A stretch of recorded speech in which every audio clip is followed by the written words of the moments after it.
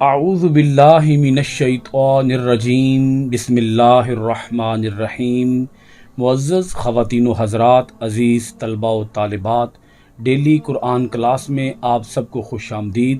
امید ہے آپ سب خیر و عافیت کے ساتھ ہوں گے۔ آج کا ہمارا سبق سورہ آل عمران پارہ نمبر 4 آیت نمبر 147۔ سب سے پہلے لفظی ترجمہ سماعت فرمائیں۔ وما اور نہیں، کانا تھا، قولہم ان کا قول، ان کا کہنا، الا سوائے، ان کہ قالو انہوں نے دعا کی، ربنا اے ہمارے رب، اغفر بخش دے، لنا ہمیں، ذنوبنا ہمارے گناہ، و اسرافنا اور ہماری زیادتی، فی امرنا ہمارے کام میں، وثبت اور ثابت رکھ، اقدامنا ہمارے قدم، وانصرنا اور ہماری مدد فرما، علی پر،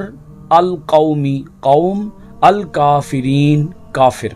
سورہ آل عمران کی آیت نمبر 147 کا پچھلی آیت کے ساتھ ربط اور تعلق کچھ اس طرح سے ہے۔ اللہ رب العالمین نے غزوہ احد کے اندر شریک ان صحابہ کرام کی رہنمائی فرمائی جن صحابہ کرام نے غزوہ احد کے اندر کمزوری دکھائی۔ اللہ پاک نے ان صحابہ کرام کو متنبہ کیا پچھلے انبیاء کرام کے واقعات سنا کر۔ اللہ پاک نے فرمایا کتنے ہی نبی ایسے ہوئے کہ جن کے ساتھ ان کے رفقا نے جہاد کیا، انہوں نے نہ کمزوری دکھائی، نہ ہمت ہاری، نہ ضعف اور کمزوری کا مظاہرہ کیا، اور نہ ہی انہوں نے ہار مانی، بلکہ وہ ثابت قدم رہے، وہ صابر رہے۔ انتہائی نامساعد حالات کے اندر، انتہائی خطرناک حالات کے اندر بھی انہوں نے اپنی ہمت ٹوٹنے نہیں دی، بلکہ انہوں نے جرت کا، استقامت کا، پامردی کا اور بہادری کا اور دلیری کا مظاہرہ کیا۔ اللہ پاک نے اس آیت مبارکہ کے اندر جو بھی ہم پڑھ رہے ہیں، اللہ پاک نے بتایا کہ وہ جو گزشتہ انبیاء کرام تھے اور ان کے رفقا تھے، جب وہ جہاد کے لیے جاتے تھے تو وہ جہاد سے پہلے یہ دعا مانگتے تھے، وما کان قولہم، اور ان کی گفتگو، ان کی دعا اس کے سوا اور کچھ بھی نہیں ہوتی تھی، الا سوائے ان کہ قالو وہ کہتے تھے، ربنا اغفر لنا ذنوبنا، اے ہمارے رب ہمارے گناہ بخش دے۔ اس دعا کا یہ پہلا جملہ ہی اتنا زوردار ہے۔ اللہ پاک نے ان امور سے پناہ مانگنے کا ذکر فرمایا جو امور شکست کا باعث بنتے ہیں، کیونکہ اگر کسی انسان سے ماضی کے اندر خطائیں سرزد ہوئی ہوں، گناہ سرزد ہوئے ہوں، تو جب وہ کسی میدان کے اندر جاتا ہے تو اسے اللہ تعالیٰ کی مدد حاصل نہیں ہوتی۔ اللہ کی مدد، اللہ کی نصرت ان لوگوں کو حاصل ہوتی ہے جو گناہوں سے پاک ہوتے ہیں۔ گناہ گاروں کو اللہ تعالیٰ اپنی مدد عطا نہیں فرماتا۔ تو سب سے پہلے وہ یہ دعا مانگتے ہیں، ربنا اغفر لنا ذنوبنا، اے ہمارے رب ہمارے گزشتہ گناہ معاف فرما دے۔ دوسرا جملہ دیکھیے گا، وَإِسْرَافَنَا فِي أَمْرِنَا، اے اللہ ہمارے کام کے اندر جو ہم سے زیادتیاں ہو گئیں وہ زیادتیاں بھی ہم سے معاف فرما دے، درگزر فرما دے۔ اب یہاں ہمارے کام میں زیادتیوں سے مراد کیا ہے؟ مراد یہ ہے کہ اے باری تعالیٰ ہم اس میدان کے اندر، میدان جہاد کے اندر پوری قوت کے ساتھ آ رہے ہیں، پوری پلاننگ کے ساتھ آ رہے ہیں، پوری دانش مندی کے ساتھ آ رہے ہیں، غور و خوض کر کے آ رہے ہیں، پلاننگ کر کے، منصوبہ بندی کر کے آ رہے ہیں، لیکن اے باری تعالیٰ ہماری منصوبہ بندی کے اندر پھر بھی کوئی غلطی ہو سکتی ہے۔ ہو سکتا ہے کہ ہم نے پوری ہوش مندی کے ساتھ، پوری طرح سے بیداری کے ساتھ ہم نے منصوبہ بندی نہ کی ہو، ہم سے منصوبہ بندی کرتے ہوئے کوئی خطا سرزد ہو گئی ہو، یا جو ہم نے اسلحہ اپنے ساتھ لیا اس اسلحہ کے اندر کوئی فالٹ ہو سکتا ہے، اس اسلحہ کے اندر کوئی کمزوری ہو سکتی ہے، وہ اسلحہ جدید تقاضوں سے لیس نہیں ہو سکتا، جدید تقاضوں سے ہم آہنگ نہیں ہو سکتا، یا باری تعالیٰ ہمارے کام کے اندر جتنی بھی کوتاہیاں رہ گئیں، کمیاں رہ گئیں، خطائیں رہ گئیں، اے باری تعالیٰ ان سے بھی درگزر فرما۔ یا الہ العالمین، ہو سکتا ہے کہ ہم نے عسکری تربیت، فوجی ٹریننگ لینے میں کوئی ہم نے فالٹ چھوڑ دیا ہو، کوئی ہم نے کمزوری چھوڑ دی ہو، کوئی ہم سے غلطی سرزد ہو گئی ہو، کوئی کوتاہی سرزد ہو گئی ہو، تو باری تعالیٰ وہ کوتاہی بھی معاف فرما۔ اب یہ دو دعائیں مانگنے کے بعد تیسری دعا ان انبیاء کرام کے رفقا کی یہ ہوا کرتی تھی، وَثَبِّتْ أَقْدَامَنَا۔ سب سے زیادہ جو میدان جہاد کے اندر جو چیز کام آتی ہے وہ ہے ثابت قدمی۔ جو چیز کسی بھی میدان کے اندر انسان کو فتح سے ہمکنار کرتی ہے وہ ہے ثابت قدمی، وہ ہے استقامت، وہ ہے ڈٹ جانا،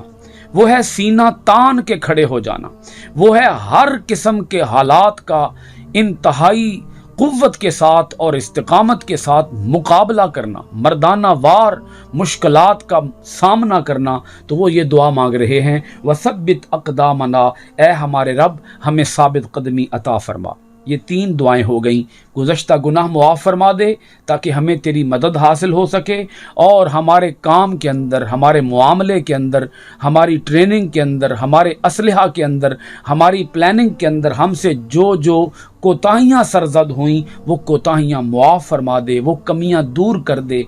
اور ہمیں ثابت قدمی عطا فرما۔ چوتھی اور آخری دعا اس گروہ کی، اس قافلے کی جو انبیاء کرام کے ساتھ میدان جہاد کے اندر شریک ہوتے، وَانصُرْنَا عَلَى الْقَوْمِ الْكَافِرِينَ، اور اے باری تعالیٰ لاسٹ اینڈ فائنل ہمیں کافر قوم کے مقابلے میں اپنی نصرت عطا فرما، ہمیں فتح عطا فرما، ہمیں کامیابی سے، سرخروئی سے ہمکنار فرما۔ اللہ رب العالمین نے یہ جو دعا ہمیں سکھائی ہے، ہمیں عطا فرمائی ہے قرآن مجید کے اندر، یہ گزشتہ انبیاء کرام کے رفقا کی یہ دعا ہے۔ یہ دعا ہمیں ہر وقت مانگتے رہنا چاہیے۔ اس دعا کے اندر بڑا گہرا سبق بھی ہے۔ وہ سبق یہ ہے کہ ہمیں کبھی بھی اسباب سے غافل نہیں ہونا چاہیے۔ توکل کا ہرگز یہ معنی نہیں ہے کہ ہم اسباب سے بے نیاز ہو جائیں، ہاتھ پہ ہاتھ دھر کے بیٹھ جائیں، اور محض اللہ تعالیٰ کی مدد کے اوپر یقین کر کے ہم ہاتھ پہ ہاتھ دھر کے بیٹھے رہیں اور یہ سوچتے رہیں کہ اللہ تعالیٰ کی مدد آ جائے گی، اور ہم اپنے جو ممکنہ وسائل ہیں ان کو ہم بروئے کار نہ لائیں، اپنی جو توانائیاں ہیں ان کو ہم صرف نہ کریں۔ ہم سوئے رہیں، ہم لمبی تان کے سوئے رہیں اور اس امید پر رہیں کہ اللہ تعالیٰ کی مدد خود بخود آ جائے گی۔ اللہ تعالیٰ کی یوں مدد نہیں آتی۔ اللہ رب العالمین نے جب یہ دعا ہمیں سکھائی، یہ دعا بتائی، تو اللہ پاک نے بتایا کہ سب سے پہلے گزشتہ گناہوں کی معافی ہے، اس کے بعد اپنے کام کے اندر پوری طرح سے جذبے کے ساتھ، خلوص کے ساتھ، لگن کے ساتھ، پیشن کے ساتھ اور انتہائی سرگرمی کے ساتھ محنت کرنا ہے، مشقت کرنا ہے، جد و جہد کرنا ہے، اپنی تمام تر توانائیوں کو صرف کرنا ہے۔ پھر وہ توانائیاں صرف کر کے پھر اللہ تعالیٰ سے یہ دعا بھی مانگنی ہے، یا الہ العالمین ہماری محنت کے اندر کوئی کوتاہی رہ گئی ہو تو اسے معاف فرما دینا۔ اور پھر اس کے بعد یہ دعا کرنی ہے کہ یا باری تعالیٰ ہمیں ثابت قدمی عطا فرما، اور پھر اس کے بعد یہ دعا کرنی ہے کہ یا باری تعالیٰ ہمیں کافر قوم کے مقابلے میں نصرت اور مدد عطا فرما۔ مدد تب آئے گی جب ہم اپنی طرف سے کام مکمل کریں گے، اپنا ہوم ورک کمپلیٹ کریں گے، اپنی ہر طرح کی محنت کو ہم بروئے کار لائیں گے، پھر یہ دعا کریں گے کہ یا باری تعالیٰ ہمیں مدد عطا فرما۔ اب اس کے بعد اللہ تعالیٰ سورہ آل عمران کی آیت نمبر 148 کے اندر ارشاد فرماتا ہے، فَآتَاهُمُ اللَّهُ ثَوَابَ الدُّنْيَا، فَآتَاهُمْ پس انہیں دے دیا اللہ نے ثواب الدنیا، دنیا کا ثواب، وحسن ثواب الآخرہ، اور عمدہ ثواب آخرت کا، وحسن عمدہ ثوابی ثواب الآخرہ، آخرت کا، واللہ یحب المحسنین، اور اللہ نیکی کرنے والوں کو پسند فرماتا ہے۔ اب یہاں آپ آیت کے اندر غور کریں، اللہ پاک ارشاد فرماتا ہے کہ جن لوگوں نے، جن انبیاء کے رفقا نے یہ دعائیں مانگی ہیں، اللہ پاک نے پھر ان کی دعاؤں کو قبول بھی فرمایا ہے۔ خالی دعائیں نہیں مانگی، محض دعائیں نہیں مانگی، یعنی انہوں نے دعا بھی کی ہے پھر دعا بھی کی ہے، انہوں نے محنت بھی کی ہے پھر دعا بھی کی ہے، محنت اور دعا۔ نتیجہ پھر کیا ملے گا؟ اللہ پاک فرماتا ہے اللہ انہیں دنیا کا فائدہ بھی عطا فرماتا ہے۔ اللہ نے انہیں دنیا کا فائدہ دے دیا،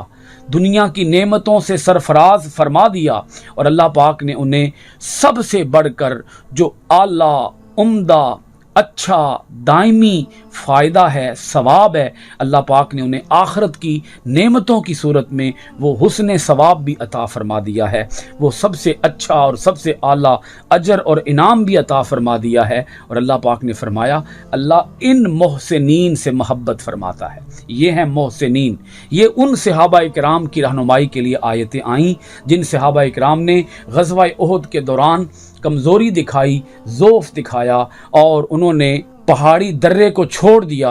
اور نیچے آ گئے اور مال غنیمت کو اکٹھا کرنا شروع کر دیا، اور پھر مسلمانوں کو انتہائی مشکل حالات کا سامنا کرنا پڑا۔ تو اللہ پاک نے ارشاد فرمایا کہ مشکل سے مشکل حالات کے اندر بھی تمہیں ہمت نہیں ہارنی، یہ دعائیں مانگ کے میدان کے اندر جاؤ اور پھر ڈٹ جاؤ، پھر ثابت قدمی کا مظاہرہ کرو۔ اب اس کے بعد جو اگلی آیت آ رہی ہے یہ سورہ آل عمران کے 7ویں رکوع کی پہلی آیت، اس کو بھی ساتھ ہی سن لیجئے۔ یا ایھا الذین آمنو، اے ایمان والو، ان اگر تطیعوا، تم پیروی کرو گے، الذین، ان لوگوں کی جنہوں نے کفروا، کفر کیا، یردوکم، وہ تمہیں پھیر دیں گے، علی اعقابکم، تمہیں الٹے پاؤں، فتنقلبوا، تم لوٹو گے، خاسرین، نقصان اٹھاتے ہوئے۔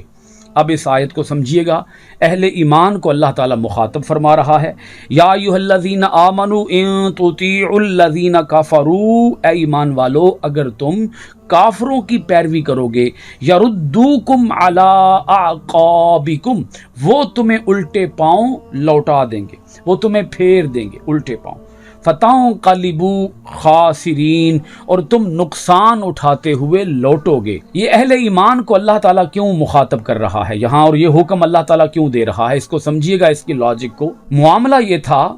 کہ نبی کریم صلی اللہ علیہ وآلہ وسلم کی شہادت کی خبر غزوہ احد کے دوران اڑا دی گئی، یہ مشہور کر دیا گیا،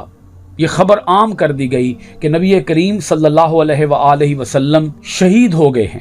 جب یہ خبر اڑی، جب یہ خبر پھیلی تو صحابہ کرام کے تو اوسان خطا ہو گئے۔ اسی موقع پر یہ بھی معاملہ پیش آیا کہ منافقین ایکٹیو ہو گئے، یہودی فعال ہو گئے، اور دشمن جو تھے انہیں اپنی دشمنی کرنے کا اور مسلمانوں کو ذک پہنچانے کا، نقصان پہنچانے کا موقع ہاتھ آ گیا۔ وہ یہ کہنا شروع ہو گئے کہ دیکھو یہ دین اسلام اگر سچا ہوتا تو غزوہ احد کے اندر یوں تم پر کافر یلغار کرتے، یوں تمہارے اوپر کافر چڑھ دوڑتے، ہلا بول دیتے، اور جیتی ہوئی جنگ کو ہار کے اندر تبدیل کر دیتے۔ اگر غزوہ احد کے دوران تمہاری جیت ہار میں بدل گئی ہے تو سمجھ لو کہ یہ دین جھوٹا دین ہے، معاذ اللہ، استغفر اللہ۔ وہ یہ بات، یہ خبر، یہ افواہ عام کر رہے تھے کہ دین اسلام سچا دین نہیں ہے، مڑ جاؤ، اس دین سے پھر جاؤ، کافر ہو جاؤ، یہودی ہو جاؤ، عیسائی ہو جاؤ، کسی بھی اور دوسرے دین کی طرف لوٹ جاؤ، پلٹ جاؤ۔ تو اللہ پاک نے ان کی سازش کو ناکام کرتے ہوئے ارشاد فرمایا، اے ایمان والو، تم ان کافروں کی پیروی نہ کرنا، تم ان منافقوں کی پیروی نہ کرنا، تم ان دشمنوں کی باتوں میں نہ آ جانا۔ اگر تم ان دشمنوں کی باتوں میں آ جاؤ گے تو پھر دیکھ لو یہ تمہیں الٹے پاؤں لوٹا دیں گے۔ حق قبول کرنے کے بعد،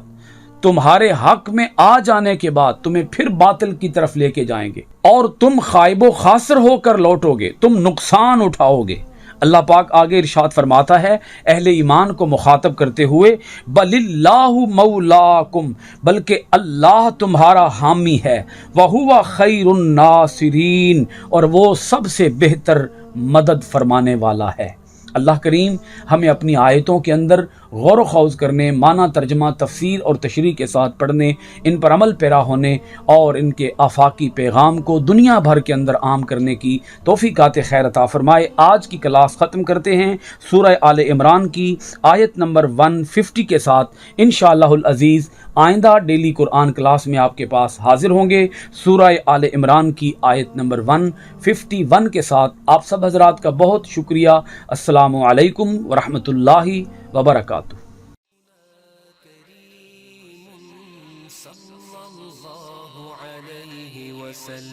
سيدنا كريم صلى الله عليه وسلم سيدنا كريم صلى الله عليه وسلم سيدنا كريم